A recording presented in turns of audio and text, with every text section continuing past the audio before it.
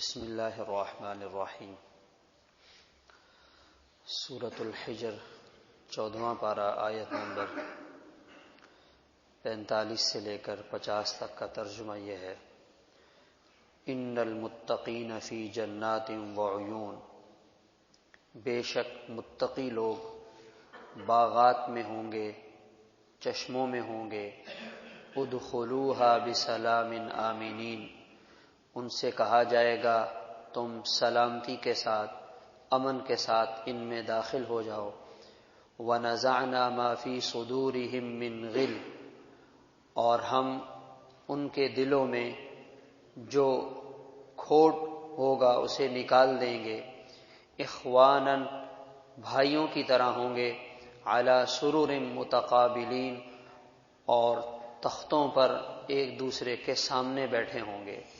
لا یمسہم فیہا نصب، انہیں ان باغات میں، ان جنتوں میں کوئی تھکاوٹ نہیں ہوگی۔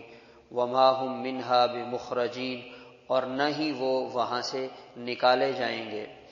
نبئ عبادی انی انا الغفور الرحیم، میرے بندوں کو آپ بتا دیجئے بے شک میں بہت معاف کرنے والا، رحم کرنے والا ہوں۔ وَأَنَّ عَذَابِي هُوَ الْعَذَابُ الْأَلِيمُ، اور بے شک میرا عذاب وہ بہت دردناک عذاب ہے۔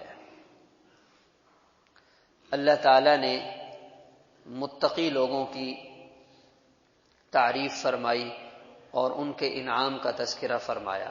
ان المتقین فی جنات وعیون، متقی لوگ باغات میں، جنتوں میں، چشموں میں، نعمتوں میں اور آسانیوں میں ہوں گے۔ یہ جو متقی کا لفظ قرآن پاک میں 10 جگہ آیا ہے، یہ در حقیقت ہمیں ترغیب دینے کے لیے اور ہمیں جگانے کے لیے لایا جاتا ہے۔ دنیا میں ہمیں نظر آتا ہے، ہم اپنے بچے کو ہر وہ ڈگری دلانے کی کوشش کرتے ہیں جس کی ویلیو ہو۔ اپنے ملک میں ہو سکے تو یہاں اگر اللہ نے مال دیا تو باہر بھی بھیج دیتے ہیں۔ او لیول کی ڈگری ہے، کیمبرج کی ڈگری ہے، آکسفورڈ کی ڈگری ہے، امریکہ سے پڑھ کر آیا ہے، اور وہ جہاں ڈگری دکھاتا ہے سامنے والا اسے سلوٹ مارتا ہے، صاحب آپ کے کیا کہنے۔ اللہ تعالیٰ فرما رہے ہیں اگر اپنے بچوں کا مستقبل بنانا چاہتے ہو انہیں متقی کی ڈگری دلا دو۔ متقی کی ڈگری ان کے پاس آ جائے گی، یہ بہت آگے چلے جائیں گے۔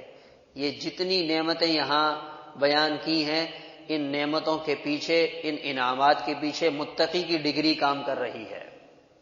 دوسری مثال، ایک کارڈ کسی کو دے دیا جائے، یہ کارڈ ہے، اس میں 5 لاکھ روپے ہے، آپ جس شاپنگ مال میں چلے جائیں، آپ جتنی مرضی خریداری کر لیں۔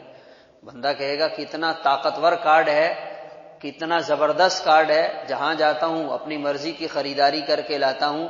اللہ تعالیٰ فرماتے ہیں یہ متقی کا کارڈ حاصل کر لو، یہ اس کارڈ سے زیادہ طاقتور ہے۔ جہاں جاؤ گے جب بھی ضرورت پڑے گی یہ کارڈ استعمال کر لینا، ہم آ جائیں گے۔ وَمَن يَتَّقِ اللَّهَ يَجْعَل لَّهُ مَخْرَجًا، اللہ فرماتے ہیں جو تقوی کا کارڈ اپنی زندگی میں زندہ کرے گا ہم اس کے لیے ہر تنگی میں راستہ نکال دیں گے۔ وَمَن يَتَّقِ اللَّهَ يَجْعَل لَّهُ مِنْ أَمْرِهِ يُسْرًا، جو تقوی والی زندگی اختیار کرے گا اللہ تعالیٰ ہر کام آسان بنا دیں گے۔ 3 بچوں کا پیٹ پالنا، ایک چھوٹے سے اپنے گھر کا انتظام کرنا، یہ چھوٹی موٹی ضروریات پوری کرنا، یہ تو اس کے سامنے کچھ بھی نہیں ہے، یہ تو اللہ تعالیٰ سے تمہارے لیے جنت کا انتظام کروائے گا۔ تو کاش کہ آج ہم جہاں دنیا کی معمولی ڈگری حاصل کرنے کے لیے 15 سے 20 سال لگاتے ہیں اور لاکھوں روپیہ خرچ کرتے ہیں، یہ تو مفت میں مل سکتی ہے۔ صرف کیا کرنا پڑے گا؟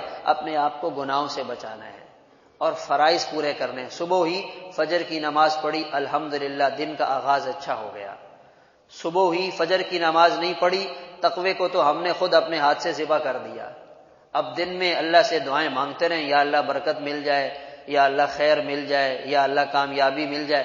اللہ تعالیٰ فرمائیں گے صبح سویرے ہمارا حکم توڑ کر اٹھا ہے اور ہم سے دعائیں مانگ رہا ہے۔ شام ہوئی، عشاء کی نماز پڑھی، اللہ تعالیٰ سے توبہ استغفار کی اور دعا پڑھ کر سو گئے۔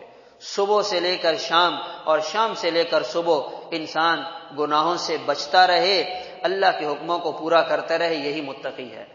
اس کے لیے یہ ضروری نہیں کہ ہم کاروبار چھوڑ کر جنگل میں جا کے بیٹھ جائیں، ہم نوکری کو چھوڑ دیں، ہم بیوی بچوں سے علیحدگی اختیار کریں. یہ تقویٰ نہیں ہے.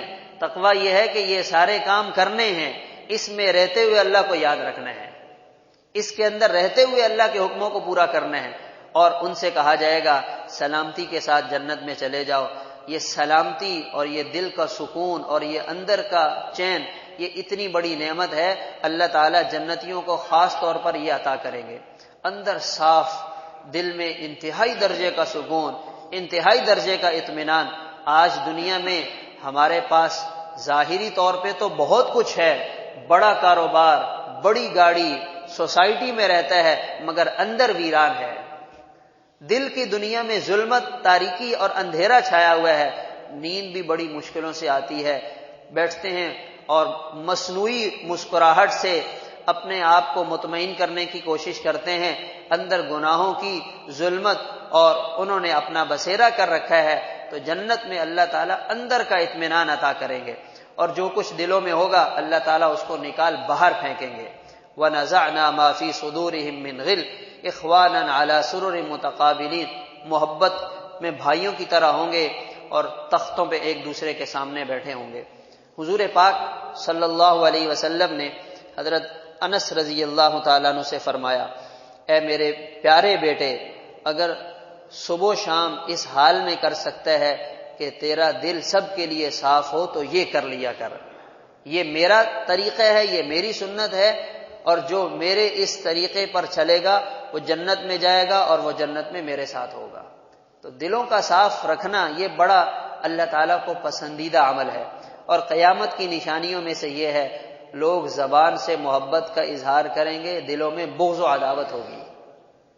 تو ہم آج سے 50-60 سال پہلے کا زمانہ اگر سوچیں، اس زمانے میں جو خاندانوں میں، بہن بھائیوں میں، لوگوں میں محبتیں ہوا کرتی تھیں، اب وہ نہیں ہے. اب تو صرف جملوں کا تبادلہ ہوتا ہے، جی آپ سے مل کر بڑی خوشی ہوئی، اور ان کے جانے پہ شکر ادا کرتے ہیں کہ چلا گیا ہے. زبان سے محبت کا اظہار اور دلوں میں نفرت اور دلوں میں بغض ہے، یہ قیامت کی علامات میں سے ہے. مگر جو جنتی لوگ ہوتے ہیں، جب وہ وہاں ہوں گے تو ان کے دلوں کو اللہ تعالیٰ پاک صاف کر دیں گے.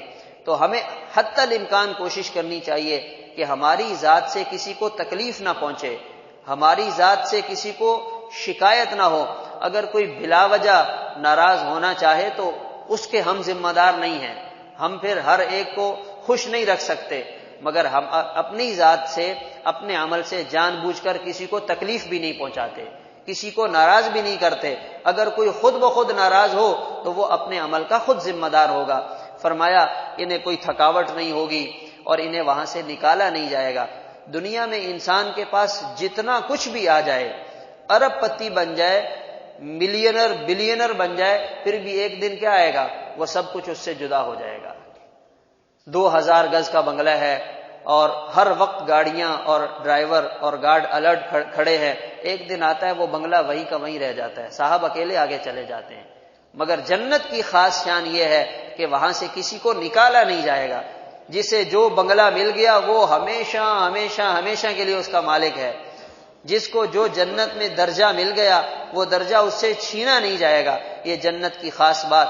فرمایا میرے بندوں کو بتا دیں میں بہت معاف کرنے والا بادشاہ ہوں.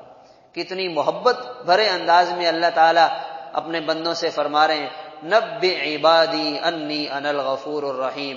بندے گہری نیند سو رہے ہیں، انہیں پتہ ہی نہیں ہے کہ ہم نے اس معاف کرنے والے بادشاہ کو بھی راضی کرنا ہے. بندے غفلت میں پڑے ہوئے ہیں، زندگی گزر رہی ہے، جب بوڑھے ہوں گے تو دیکھا جائے گا. اس لیے انسان کو اللہ تعالیٰ کی اس مغفرت اور اس خوبصورت اعلان سے فائدہ اٹھانا چاہیے. صبح غلطی ہو جائے شام کو معافی مانگ لے، شام میں گناہ ہو جائے صبح توبہ کر لے. اس انتظار میں نہ بیٹھے حج پہ جائیں گے تو سارے گناہ ایک ساتھ معاف ہوں گے. اس انتظار میں نہ بیٹھے جی بھر کے گناہ کریں گے پھر اللہ کو راضی کریں گے. اللہ تعالیٰ نے اگر دل میں یہ جذبہ پیدا کیا ہے اس سے فائدہ اٹھائیں، یہ اعلان کیا ہے اس سے فائدہ اٹھائیں. اور ساتھ فرمایا اگر اس سے فائدہ نہیں اٹھائیں گے وَأَنَّ عَذَابِي هُوَ الْعَذَابُ الْأَلِيمُ، میرا عذاب بھی بڑا دردناک ہے. دونوں پہلو سامنے رکھ دیے، بشارت کا بھی اور اس کے ساتھ سزا کا بھی۔ دنیا کا معمولی انسان جب اس کی نافرمانی ہوتی ہے وہ کتنا زیادہ ناراض ہوتا ہے، تو جو مالک دو جہاں ہیں جب ہم اس کو ناراض کرتے ہیں وہ ناراض نہیں ہوتا ہوگا، اسے غصہ نہیں آتا ہوگا۔ تو انسان کو اللہ کی پکڑ سے، اللہ کی ناراضگی سے بچنا چاہیے۔ اللہ تعالی عمل کرنے کی توفیق عطا فرمائے۔ اللہ